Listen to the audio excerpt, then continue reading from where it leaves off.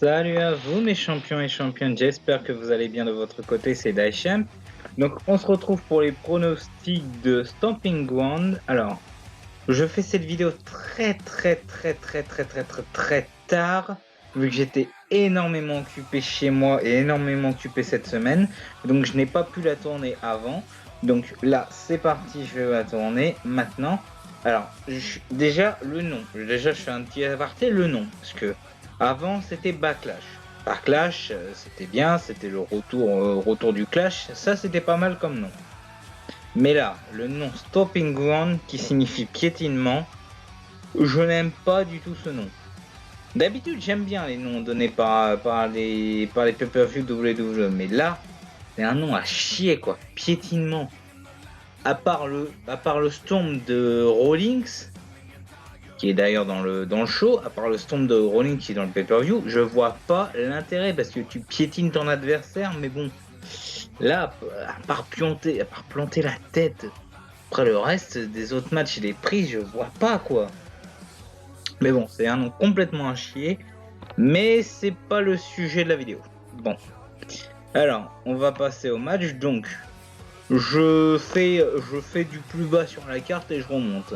Je pense que le kick-off ça va être le premier match. Donc, on a un match Cruiserweight Championship. Alors, si nous le foutent dans le show, c'est gros foutage de gueule parce que les matchs de Buddy Murphy en pré-show, c'était dégueulasse. Je trouvais ça inacceptable. Mais là, pour Tony Nese, je trouve que le pré-show lui va bien. Mais bon, encore une fois, ce n'est que mon avis. C'est pas, je sais pas si vous ressentez ça, vous les champions et championnes. Mais moi, ce n'est que mon avis. Je déteste quand les Cruiserweights ne sont pas mis en avant. Mais quand c'était Buddy Murphy ou Cedric Alexander. Et encore plus Neville, parce que Neville, Cedric Alexander et Buddy Murphy, c'était des énormes champions. Après, on a eu Kalisto, bof. On a eu Akira Tozawa, bof. Et on a eu Enzo Amore, alors c'était le pire. Mais bon. Et on avait eu DGP qui a été viré, on a eu Brian Kendrick qui maintenant sert plus à rien, et on a eu Rich One qui a été viré aussi. Alors là, au niveau des Cruiserweights, à part Neville, Austin Harris qui a pas été champion mais qui aurait fait un excellent champion, Cedric Alexander et Buddy Murphy l'aurait. Pour l'instant, après les Cruiserweights, c'est bon. Mais je m'égare. Donc, on a Tony Nese contre Akira Tozawa, donc je vous en ai parlé juste avant. Et un retour parce qu'il était passé à NXT, il est de retour à 205. Je ne suis plus 205, donc je peux pas vous dire quand il est revenu. Mais Drew Gulak. Alors, Akira Tozawa est censé être face, d'après mes souvenirs, peut-être qu'il est passé heel. On a Tony Nese qui est face et Drew Gulak qui est sûrement heel. Alors, moi personnellement, j'aime bien Tony Nese et Tozawa, mais Drew Gulak en champion, il serait un excellent champion Cruiserweight. Il a la carrure, il a le charisme, il a la personnalité, il a le personnage. Honnêtement, Drew Gulak en heel dominant, ça passerait énormément en champion Cruiserweight.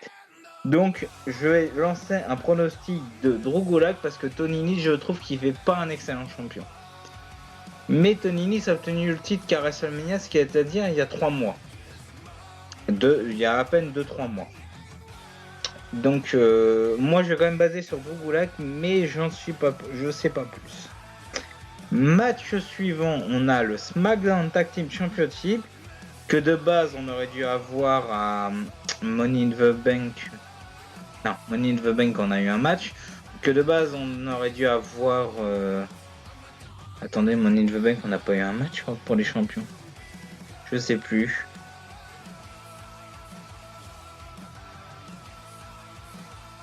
Si. Money in the Bank, on a eu un match, mais qui n'était pas pour les titres. Donc oui. Donc, on a les champions tag team Daniel Bryan et le nouveau Daniel Bryan, contre Tucker et Otis, donc les Heavy Machinery. Alors, je vois pas les Heavy Machinery remporter le titre, vu que Bryan et Rowan font d'excellents champions heel, et en plus, ils sont arrivés récemment sur le roster, donc non. Donc Bryan et Rowan qui gardent les titres, j'ai pas d'autres arguments. On va passer au match suivant. Un match qui a été rajouté cette semaine du coup.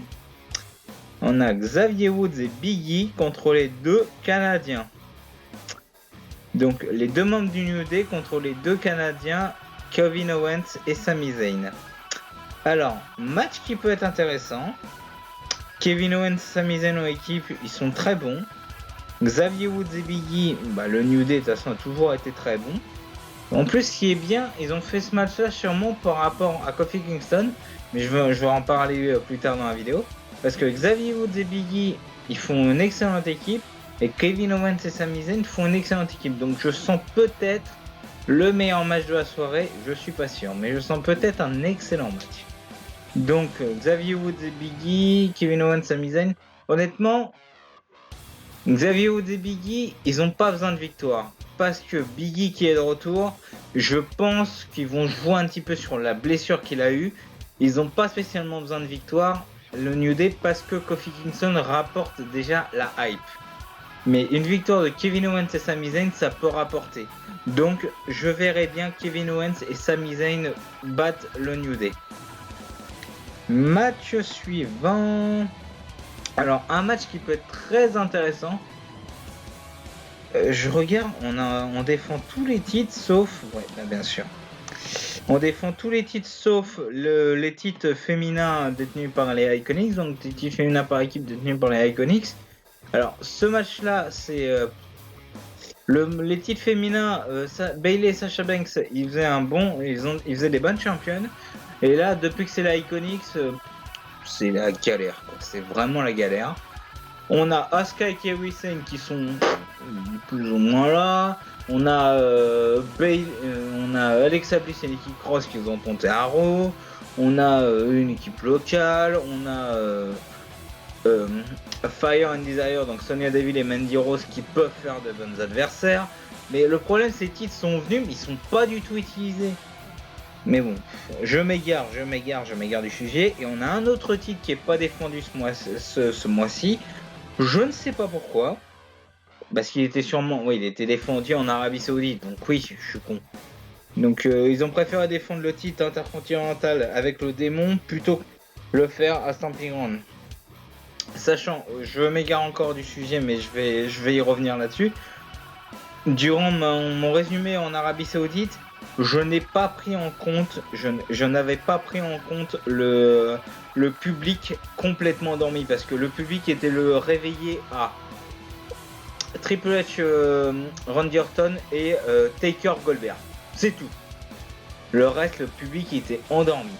Je n'ai pas pris en compte ça. C'est l'ami Rivna qui en a parlé dans sa vidéo. Donc Rivna, je te fais un coucou si tu passes par ma vidéo. Donc de toute façon, je vais regarder ton pronostic sûrement ce week-end avant le show. Mais bon, je m'égare. Donc si vous voulez voir la description, si vous voulez voir ces vidéos, si vous voulez voir ces vidéos, les champions et championnes, je vous mets le lien de sa chaîne dans la description parce que Rivna est un bon gars, il fait des bonnes vidéos. Donc voilà. Ça permet d'avoir un peu plus de vues aussi, donc voilà. Je vous mettrai le lien dans la description, donc voilà. Donc, donc le titre intercontinental pas défendu, le titre féminin par équipe pas défendu, mais bon. Alors, on a un match pour le titre des États-Unis. Samoa Joe qui a récupéré le titre par rapport à Mysterio qui était blessé, contre... On avait 5 catcheurs, on avait Strowman, Lashley... Cesaro, Miz et le vainqueur de ce match, Ricochet, dans un match à élimination. Donc on aura Samoa Joe contre Ricochet. Alors, je sais pas c'est quoi leur idée de faire affronter Samoa Joe des petits gabarits comme Mysterio, Ricochet, mais je trouve ça vraiment bien. Et en plus, avec l'agilité de Ricochet, ça peut donner un bon match. Bon, malheureusement, je pense que Ricochet va pas remporter le titre parce que ça fait un petit moment qu'il est là, mais Samoa Joe qui vient de reprendre le titre, donc je pense pas. Donc Ricochet peut donner un bon match, mais je sens la tricherie de Samoa Joe, donc conservation du titre par Samoa Joe. Vous savez même, je pense même qu'ils vont continuer à rivalité jusqu'à SummerSlam. Donc Ricochet qui gagne le match, mais par disqualification. Donc victoire de Ricochet, mais qui ne remportera pas le titre. Ensuite, on va passer au match féminin. Donc on aura pour le SmackDown Women's Championship, on aura Bayley contre Alexa Bliss, sûrement accompagnée de Nikki Cross. Bah après, j'ai pas vu SmackDown encore, mais je pense que Alexa Bliss risque d'être accompagnée de Nikki Cross. Alors, Bayley a obtenu le titre à Money in the Bank. C'est trop tôt pour qu'elle le perde. Donc Alexa Bliss, surtout, je ne vois pas l'intérêt de ce match parce que Alexa Bliss est censée être à Raw, bon maintenant depuis la wildcard et tout ça, donc c'est le gros bordel, mais Alexa Bliss est censée être à Raw et elle a une chance pour le titre de SmackDown, ce qui est complètement con. Donc ça fait par rapport à l'année dernière où The Miz était le challenger de Rollins, sachant que le Miz allait être à SmackDown et Rollins est resté à Raw. Donc c'est complètement con, c'est la même histoire, surtout que c'est la même période parce que c'était Backlash. C'est la même histoire ce truc, donc Alexa Bliss ne va pas remporter le titre, sachant qu'elle est à SmackDown. Le titre est de SmackDown et elle est à Raw, donc je vois pas du tout l'intérêt pour Bliss. Donc Bayley qui conserve le titre, mais je sens un bon match et une bonne revanche. Parce que rappelez-vous, il y a 2 ans, je crois, en 2017, c'était Bayley la challenger pour le titre de Bliss et c'était en match kendo stick. Donc ça, maintenant c'est un retournement de situation, mais ça peut donner quelque chose de bon. Match suivant, on va passer au deuxième match de championnat féminin. Donc on aura Lacey Evans, que j'apprécie beaucoup d'ailleurs, même son thème musical j'apprécie beaucoup, contre The Man, Becky Lynch, la championne de Raw seulement maintenant parce qu'elle a perdu le titre de SmackDown à Money in the Bank. Bon, contre Charlotte, mais après c'est Bayley qui a remporté. Alors, Becky Lynch contre Lacey Evans. Encore une fois, Lacey Evans fait une excellente adversaire, mais c'est beaucoup trop tôt pour elle. Elle est arrivée après WrestleMania. Donc, c'est beaucoup trop tôt pour qu'elle ait un titre. Donc, je vais rester sur l'idée que Becky Lynch reste championne. Après, ça reste mon avis, mais Becky Lynch qui reste championne, ça peut donner quelque chose. Donc, on va pas. Ça donne déjà beaucoup. Donc, Becky Lynch qui reste championne, je reste sur mon avis. Lacey Evans, c'est trop tôt pour elle. Alors, avant de passer au big match, c'est-à-dire les matchs pour les plus importants, on va passer par un match simple. Je sais pas pourquoi il est mis en premier dans la liste. Donc, on a un match simple entre The Big Dog Roman Reigns contre The Scottish Psychopath Drew McIntyre. Alors, honnêtement, leur match à WrestleMania, il était assez moyen. Honnêtement, pour moi, c'était un truc classique. Mais là, j'espère avoir un meilleur match. Sachant qu'après la défaite de Reigns contre Shane à Super Showdown, je sens que là, il est remonté comme une pendule. Il a envie de mordre. Le Big Dog a envie de mordre McIntyre. Donc, je sens, encore une fois, la victoire de Roman Reigns. Et du coup, Drew McIntyre qui sert juste de faire valoir au heel, quoi. Parce que c'est juste le quart du corps. Parce que, rappelez-vous, avant c'était avec Baron Corbin, maintenant c'est avec Shane McMahon. Donc, McIntyre était censé être le challenger de Rollins de base. Mais là, ils ont géré McIntyre pour le faire en garde du corps. Et c'est Corbin qui a obtenu les droits pour être le heel principal. Honnêtement... Je préfère largement McIntyre à Corbin, sérieusement, mais bon, c'est le choix de la WWE. Mais bon, donc du coup, Roman Reigns contre McIntyre, je pense que c'est Reigns qui risque de remporter la victoire. Encore une fois, les champions, c'est mon avis, je suis objectif, c'est mon avis personnel. Si vous n'êtes pas d'accord, dites-le moi en commentaire, bien sûr. Alors, on va passer au match, le premier mondial, avant de passer au plus important. Alors, pour le match WWE Championship, alors on a un Steel Cage match entre Kofi Kingston et Dolph Ziggler. Alors, les deux, je les apprécie énormément. J'avais adoré les rivalités qu'ils avaient fait avec les deux. Ils ont toujours eu des bons matchs. Ziggler, encore une fois, je pense pas qu'il va remporter le titre parce que il est là en tant que remplaçant à cause de Kevin Owens qui n'a pas voulu aller en Arabie Saoudite pour défendre Sami Zayn. Donc ça, je vous en avais parlé au Super Showdown. Donc Ziggler risque de ne pas remporter le titre. Donc je vois une conservation de Kofi, mais je vais revenir sur ce match-là après. je vais d'abord parler de l'autre match. Donc on aura Corbin contre Rawlings pour le titre universel. Mine de rien, les deux matchs à stipulation sont les matchs de titre majeur parce que attendez, je regarde. Donc, pas de stipulation, pas de stipulation, pas de stipulation, pas de stipulation, pas de stipulation, pas de stipulation. Non. Non, oui, c'est ça. Les deux matchs pour les titres majeurs, on a des stipulations. Alors, on a un steel cage pour Kofi et Ziggler. Et on a, pour le titre universel, Corbin qui a le choix de l'arbitre.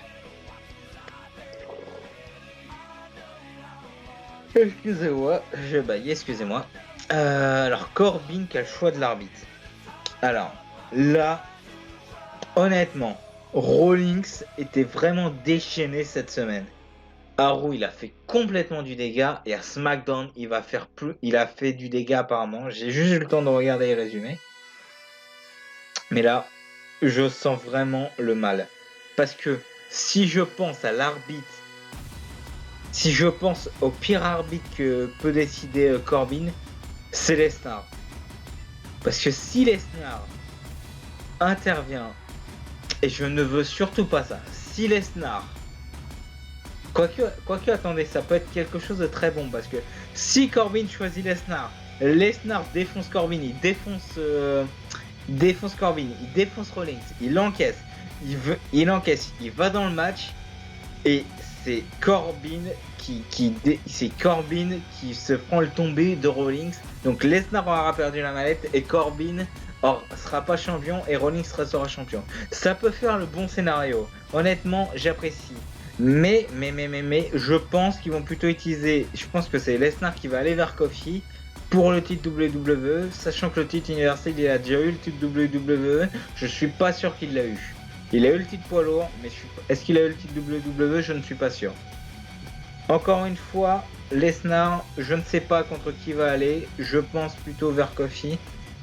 Ah non, mais attendez, ça correspond pas parce que.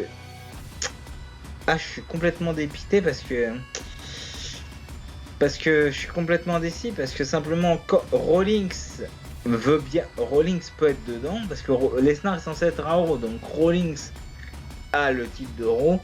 Et on a lancé une rumeur, je précise rumeur, que Shane McMahon pourrait être le prochain challenger de Kofi. Donc encore une fois, je suis très indécis sur les deux, sur la suite des titres. Mais donc j'avais dit pour Ziggler, Kofi, c'était Kofi qui allait remporter parce que Ziggler il vient juste là en tant que remplaçant. Et Rawlings Corbin, je veux que Rawlings conserve. Ça restera les champions en couple parce que si vous ne le savez pas, Becky et Rawlings sont ensemble dans la vraie vie, ils l'ont montré plusieurs fois ces dernières semaines.